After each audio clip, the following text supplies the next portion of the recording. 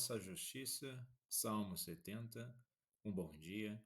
Em nome do Pai, do Filho e do Espírito Santo. Amém. Recorramos sempre à poderosa intercessão de Maria Santíssima, nossa Mãe, e de São José, o Justo. E que, de fato, não só a nossa boca anuncia a justiça de Deus, mas também a nossa conduta e que a nossa prática de vida seja sustentada pelo princípio de justiça. Nós devemos louvar a Deus não somente com palavras, mas com atitudes. A manifestação da justiça, ela é concretizada pelas ações do dia a dia. E na primeira leitura de hoje, do livro do profeta Jeremias, capítulo 1, e do versículo 1 e depois versículo 4 ao 10, mostra exatamente o chamado desse profeta, que foi muito injustiçado por vivenciar princípios de justiça. Então vejamos bem, muitas vezes podemos sim estar caminhando no caminho justo e seremos injustiçados. Muitas vezes, pela honestidade que adotarmos em nossas vidas, poderemos aí até ser perseguidos, mas que possamos manter os princípios. E o interessante é de que, apesar de toda essa caminhada difícil de Jeremias, o principal aqui é que Jeremias é chamado. Ele é conferido uma missão profética e podemos relacionar diretamente com o evangelho de hoje em Mateus 13, do versículo 1 ao 9, que traz a parábola do semeador e ilustra como a palavra de Deus é semeada no coração das pessoas, enfatizando a importância da recepção e da resposta ao chamado divino. Não imaginemos aqui que Jeremias ele é chamado prontamente e as coisas acontecem automaticamente na vida. Não é assim.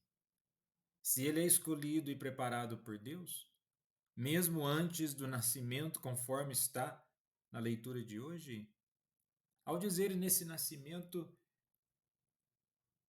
a parábola do Evangelho vai destacar os diferentes tipos de solo, de corações humanos e como a receptividade da palavra determina o seu fruto. Por mais que tenhamos na nossa natureza, ou por assim dizer, na nossa humanidade, a resposta ao chamado de Deus, o que vai determinar o fruto é a forma que nós estamos respondendo a isso. E nesse sentido, nos leva, tanto a primeira leitura assim como o Evangelho, a considerar a importância de estarmos abertos e receptivos à palavra de Deus. Jeremias nos mostra que Deus nos conhece intimamente e nos chama para uma missão específica, mesmo que nos sintamos inadequados.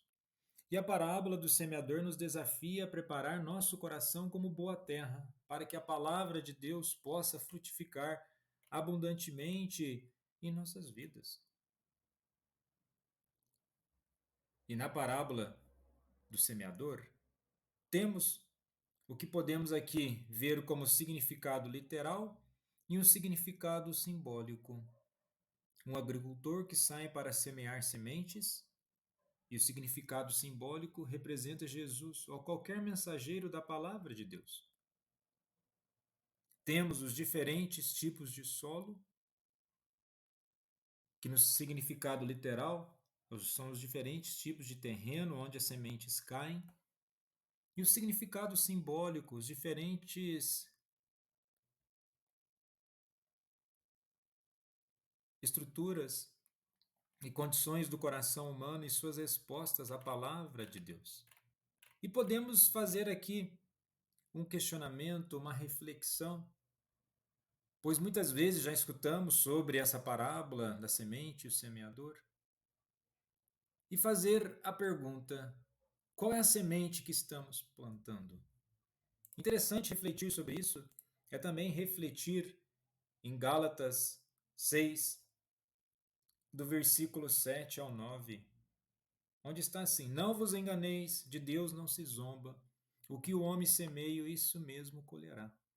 Então vejamos, essa pergunta Ao questionar o que estamos plantando ou a vida que nós estamos levando, deve ser uma reflexão contínua da prática cristã, pois muitas vezes nós queremos ou entendemos que ir para o céu é somente depois que nós passamos dessa vida, mas vejamos bem, o céu começa agora. O céu começa agora. A realidade, após tudo que vivenciarmos aqui, seria a planificação de tudo que fizemos em vida.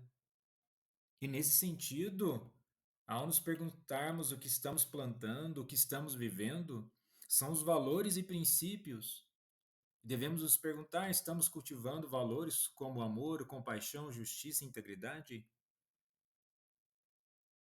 E qual é a qualidade do solo do nosso coração? Qual é a qualidade da nossa caminhada nesse mundo? É um solo compactado à beira do caminho?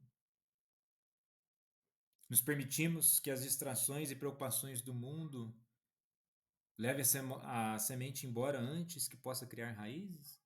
É um solo rochoso? Aceitamos a palavra com alegria, mas abandonamos nossa fé diante das dificuldades? Um solo espinhoso? Permitimos que as preocupações do mundo e as ambições e riquezas sufoquem a palavra de Deus em nossas vidas? Onde estão as nossas preocupações? Onde está a nossa prioridade? E a boa terra? Estamos verdadeiramente abertos à palavra de Deus, permitindo que ela penetre profundamente em nossos corações e produza frutos abundantes? Estamos dispostos a crescer e mudar? E a partir desses questionamentos, nós podemos obter frutos em nossas vidas, os frutos espirituais. Amor, alegria, paz, paciência, bondade, fidelidade, mansidão e autocontrole, conforme está em Gálatas 5, do versículo 22 ao 23. E isso vai trazer um impacto na comunidade, como nossas ações e atitudes estão impactando aqueles ao nosso redor. Estamos sendo luz e sal? E devemos, por último, mas não menos importante, ter os devidos cuidados com o jardim do nosso coração.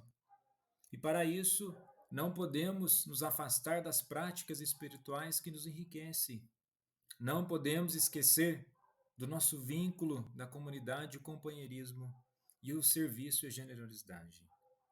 Então, a parábola do semeador nos desafia a examinar honestamente o solo de nossos corações e sermos intencionais em cultivar uma vida que seja fértil para a palavra de Deus. E que assim possamos fazer constantemente, mesmo com todas as dificuldades, não cansarmos. E se cansado estivermos, que possamos recorrer ao repouso do bom pastor e à inspiração do Espírito Santo. Jesus, manso e humilde de coração, fazei o nosso coração semelhante ao vosso.